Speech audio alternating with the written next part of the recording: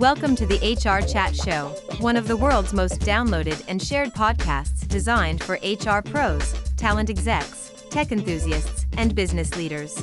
For hundreds more episodes and what's new in the world of work, subscribe to the show, follow us on social media, and visit hrgazette.com. Welcome to another episode of the HR Chat Show. I'm your host today, Bill Badham, and joining me on this episode is Dr. Sylvana Storey, Managing Director over at Global Organisational Integrators Ltd, and a recent speaker at DisruptHR London. Sylvana is a psychologist and author of the Aperture for Modern CEOs, and we'll be delving into what she gets up to. We'll be talking about her book and, of course, her recent DisruptHR session as part of today's conversation. Hey, Sylvana, welcome to the show. Thanks, Bill. Thanks for inviting me. I'm really excited to be here today.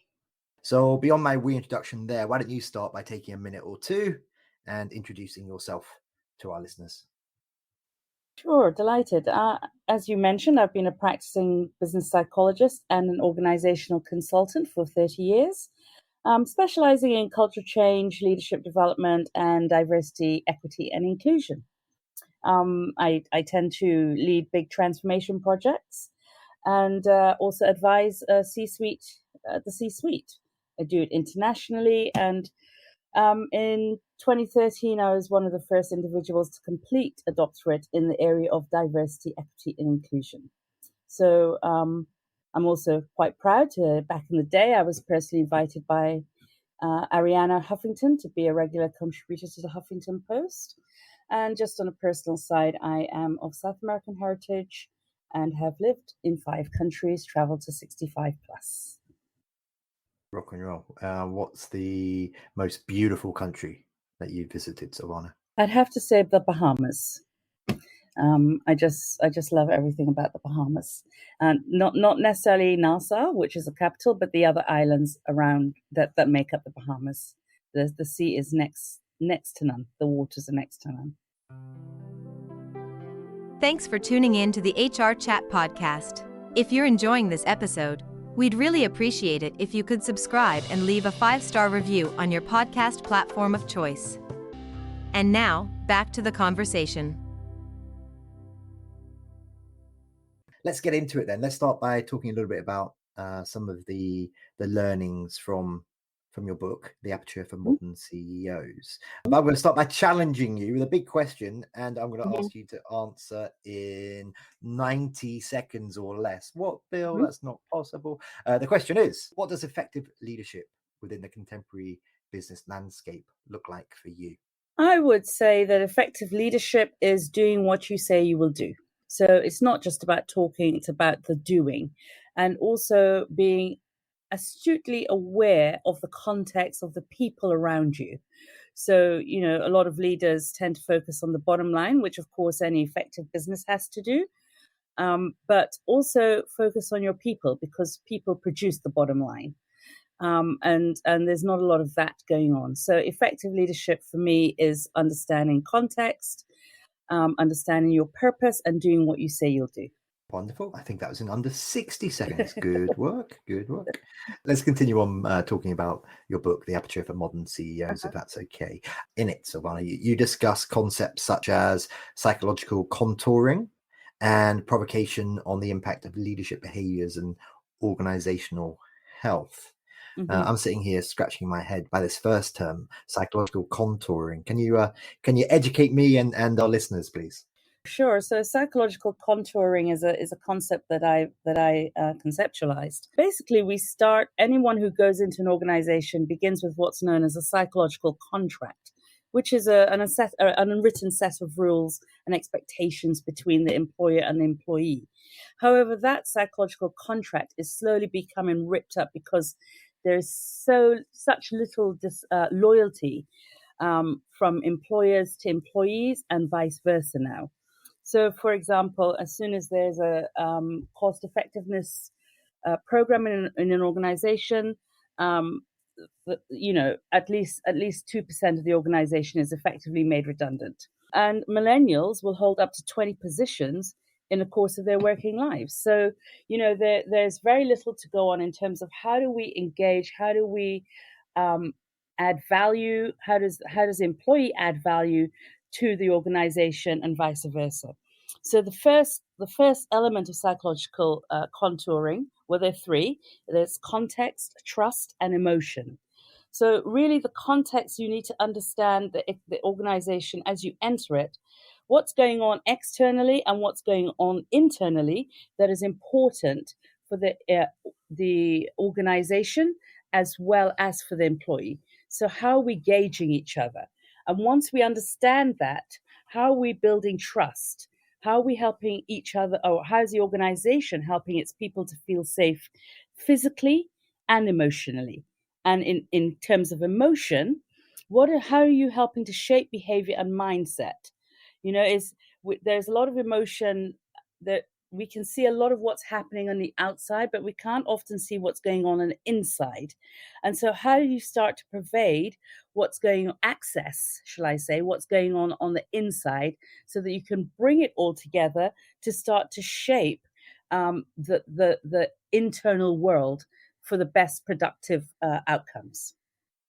So it's a context, trust, emotion. How do we use those three concepts and elements to really maximize the relationship between employee and employer?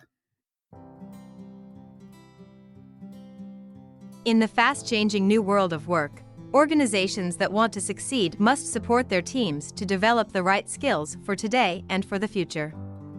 As practical learning experts, Holt EF Corporate Education helps organizations and employees of all levels to develop the critical business skills, attitudes, and behaviors they need to be successful. We combine the expertise and agility of a boutique learning partner with the resources of a trusted, global organization. Learn more at holtef.com. Okay, let's move on now and talk a little bit about the session that you presented recently at DisruptHR London. It was the 17th edition of that particular chapter, I believe. I've been one of the organisers now for about a year of London, along with a couple of other chapters in the UK. It's a great community, great event. It's quite unique. Bit of a challenge though, isn't it? What is it? 5 minutes per talk, 20 slides, 15 seconds per slide. Absolutely. Let's start there. But before we get into what the topic was, tell us a little bit about that challenge. Share that with our listeners. Is it different to anything else you've done before? I have to say, Bill, if being very honest, I have never been challenged that much, because when you first are given the task, you think, my God, usually I use 7 slides over 30 minutes, and this is like 20 slides in 5 minutes. And so there's a lot of information, particularly around the topic I was covering. How the hell do you do that? It really was very useful for me at the end. The final outcome, because it helped me to really focus in on what I needed to say, what I wanted to transfer across to the audience, the really key messages. And it sounded a lot to begin with, but it really focused my talk. So I enjoyed it at the end. And the audience loved your talk, by the way.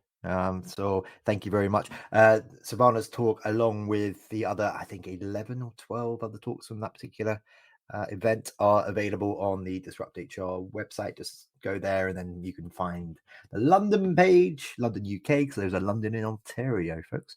And from there you can review all the talks. And of course, you and I came together, Sylvana, through the awesome Sean Harrington. Let's have a little bit of a shout out for Sean. I've got huge respect for Sean. Sean and I worked together at Haymarket. Well, we worked at Haymarket at the same time. We never worked together.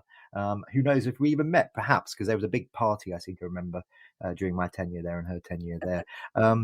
Let's just have a little shout out for Sean, shall we? Tell us a little bit about Sean and what she gets up to with you and how you guys will work together. Absolutely. Sean came to my, we began our relationship through her the headhunting arm of her business. And we had a discussion in terms of what it is I wanted to achieve with my career and how she could help me. So that's how we initially met. And I've been, we've built the relationship, been talking and chatting with Sean ever since. She's a good one, as are you. Okay, so let's talk a bit more about your recent DisruptHR London talk then. The session was called "Is DEI Failing? Who Cares?" We're going to delve into some of those lessons from the talk in a moment through a series of questions, Sylvana. But just at a high level, very high level, for those who weren't lucky enough to be there or haven't watched the videos yet, can you give us a brief overview in 60 seconds or less of that talk? So it's a very provocative headline because I simply believe that diversity, equity, and inclusion is not working in organizations. There are many reasons for that, which I'll go into, but it amounts to a lot of window dressing, a lot of hearsay, and very little integrated action backed up and supported by leadership. I also don't believe that when I say they don't care, it also is that they don't really understand the value of diversity, equity, and inclusion. What does it really bring to the organization and to the wider ecosystem around the organization? It's not understood well. Fidello Inc. is a consulting firm specializing in improving human performance, and we're proud to support the HRchat podcast. We help identify strategic competencies and behaviors that drive results.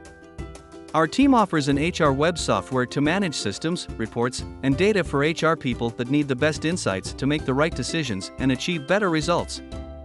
Learn more at fidello.com. And you're pinpointing here leadership. You're pinpointing the C-suite. You're not saying that this is the fault of the HR department, or are you saying it's a more general issue amongst HR, the leadership, maybe employees not supporting efforts? Yeah, I'm not saying it's employees. I think for me, Bill, the organization is shaped that the leaders are the architects of the organization, and the buck stops with them. What they say, what they do actually happens in the organization. So they have to take a high level of accountability in terms of, in this case, diversity and inclusion. Okay, so why then? Why do you believe that DEI is failing? Maybe you should start by offering what you perceive as DEI initiatives, DEI procedures, policies, because DEI is an expansive term and it can mean certain things to certain people. So start there and then perhaps share with us why you believe it's failing. Yeah, well, so diversity is for me, very, in a nutshell, is around the differences in our identities. Equity is around fairness, and inclusion is around value and how we include others and respect others. I think it's failing for a number of reasons. So, for example, I used to attend a number of DEI conferences way back 2007 through to 2012. I actually don't anymore because the conversations haven't really shifted. And if they shift, people are just copying a couple of trends that they see other companies doing. So really, the results are not tailored to their own organization's needs. That's the first thing. So progress is slow. And the second thing, the initiatives that they propose are often not scalable or sustainable. If I take something like an unconscious bias program, it doesn't change your mindset. It doesn't change your behavior over time. It does it for a short period of time. When you are in that session, you might gain a level of awareness, no doubt.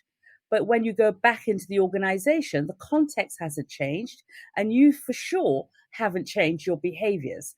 How do you make the mindset? How do you gain a sustained behavioral and mindset change is what sits at the heart of diversity. And for me, diversity is about humanity. How do we humanity and dignity? So how do we allow that humanity and dignity to flourish within the organization? It's not a transactional process. It's very much more a transformational process. Okay, I'm going to posit to you now that maybe not everybody's failing at DEI. Perhaps there are some examples of brands out there that are getting it right or getting it more closely to being right than others. Would you agree with that? Because so far we've used quite broad brush terms saying it's not working and it's failing here and it's failing there. But are there actually examples of brands that you respect that you think are at least on the right lines? I can see shifts.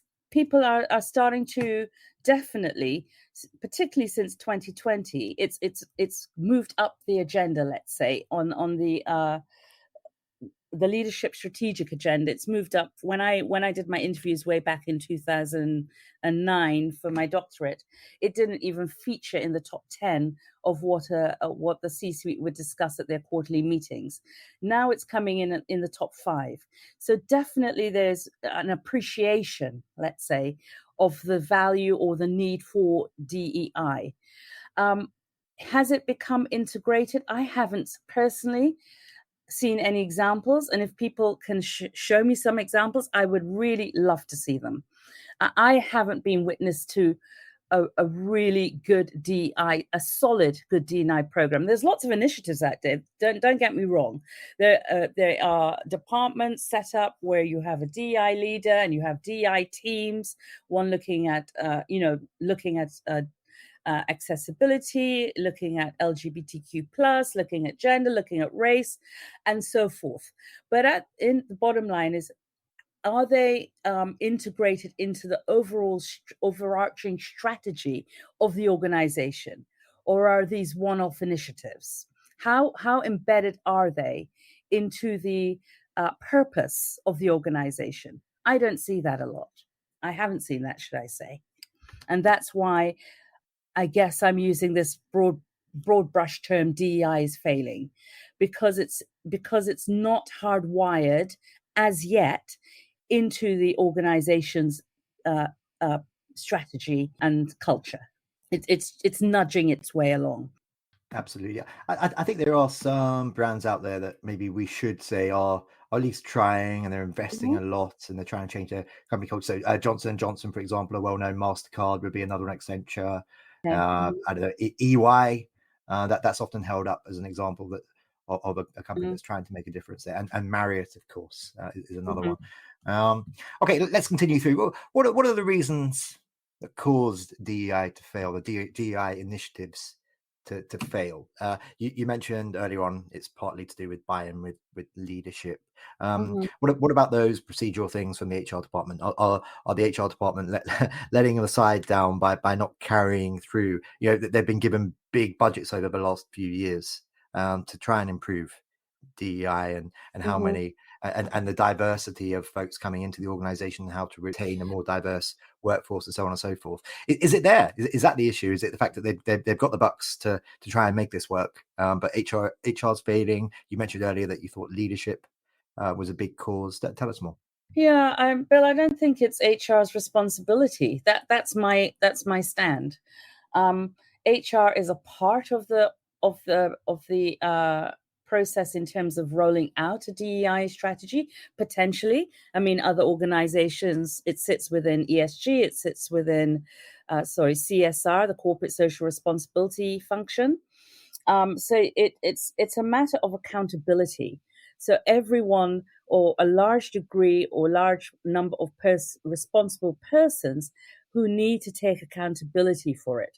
Whether that is in HR, fine, but it's all about accountability. And I think that accountability starts at the top, and then it needs to filter through to all business areas. So you can't have an HR, this is HR's problem, because then it sits in HR and it doesn't spread out across. It doesn't infiltrate the organization, because the business functions don't have accountability for it. So you need to give business functions need to take on the accountability of DEI as well, in partnership with HR, if it sits in HR.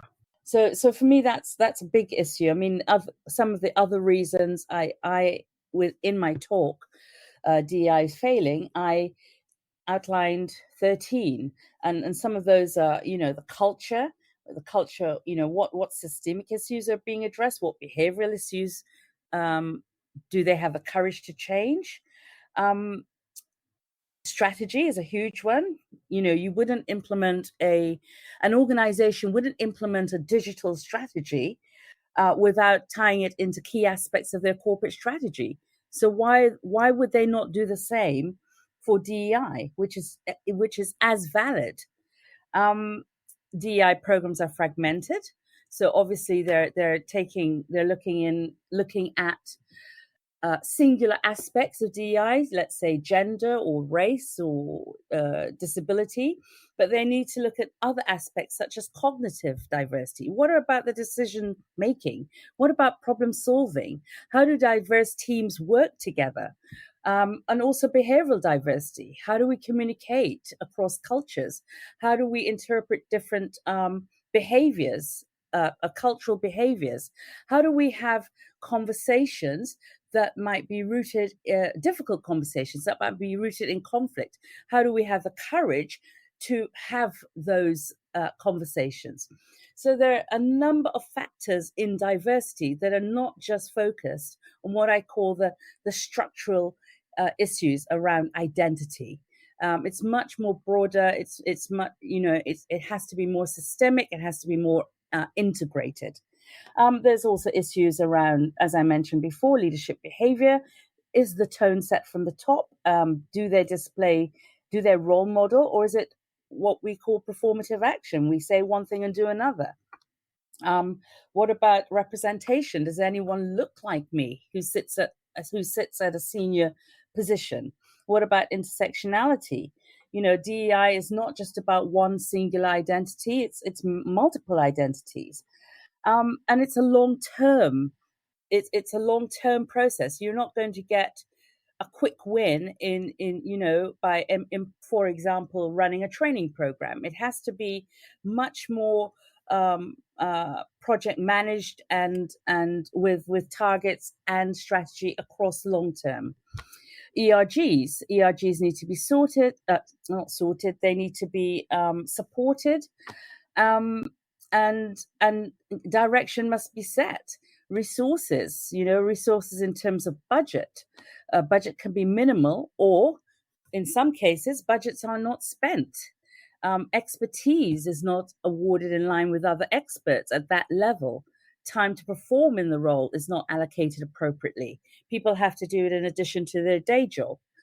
Data and measurement. DEI has become a numbers game. It's a statistic, but it shouldn't be. You can garner your quantitative data to get that helicopter view, but you must also have the qualitative data so that you can gain deep insight into the issues and trends that need to be explained. DEI measures tied to KPIs and other corporate measurement systems. How are links established between the business data and the DEI data? There's a lot of issues, but central, the key. I mean, my top 5 issues would be, the first one would be trust. Trust is central to DEI, and parts of trust is in communications, parts of it is engagement. So, as I said, does candor exist? Is there an element of candor in the organization? Is the organization psychologically safe? It's a word that's really bandied around at the moment, but it makes a huge difference whether people can feel that they can speak openly and freely without being penalized. Before we wrap up for today, how can our listeners learn more about you? So how can they connect with you? Maybe through LinkedIn, maybe you want to share your email address, that kind of thing. And of course, how can they get a copy of your book, The Aperture for Modern CEOs? Sure. So, I can you can connect with me on LinkedIn. I have my own website, which is sylvanastorey.com. And you can buy my book on Amazon. So really, really easy to connect with me, and I really look forward to having ongoing conversations with the audience who's listening today. And thank you for the opportunity, Bill. It's been another challenge, thinking quickly and answering quickly on my feet. So pace is one of your traits, Bill. Keep me on my toes. Well, somebody's got it, right? Hey, keep always awesome absolutely. Speakers and thinkers on their toes. Okay, well, that just leaves me to say for today, Sylvana, it's been a pleasure getting to know you over the last few months. You are an absolute delight. You're wonderful to work with. I really appreciate all the effort that you put into your talk at the DisruptHR London. It came across very well. The audience loved it. The video is online. Listeners, please do check it out. Sylvana, I hope this is not the last time that you and I get to collaborate. Let's find other ways to work together. But for now, thank you very much for being my guest. Thank you so much for the opportunity, Bill. I really enjoy it. Enjoy working with you. Thank you. And listeners, as always, until next time, happy working. Thanks for listening to the HRchat Show. If you enjoyed this episode, why not subscribe and listen to some of the hundreds of episodes published by HR Gazette? And remember, for what's new in the world of work, subscribe to the show, follow us on social media, and visit hrgazette.com.